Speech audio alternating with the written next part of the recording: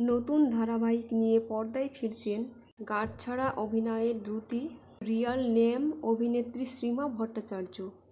বিপরীতে নায়ক হিসেবে থাকছেন সন্ধ্যাতারা ধারাবাহিকের নায়ক আকাশ নীল।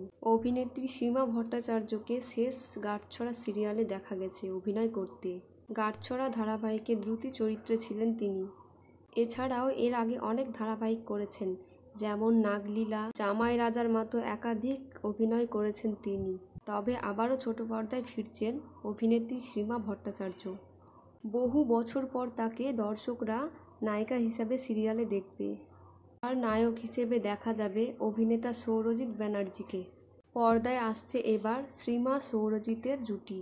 তবে এই জুটি জি বাংলা বা স্টার জলসার পর্দায় আসছে না। স্থান বাংলার পর্দায় সম্প্রচারিত হবে এই ধারাবাহিকটি। ধারাবাহিকের নাম বসু পরিবার। পরিবারের ভাঙন ঠেকাতে আসছে এই জুটি। খুব শীঘ্রই প্রকাশ পাবে এই ধারাবাহিকের প্রোমো। সিরিয়ালের আপডেটটি ভালো লাগলে লাইক, কমেন্ট, সাবস্ক্রাইব করে দেবেন।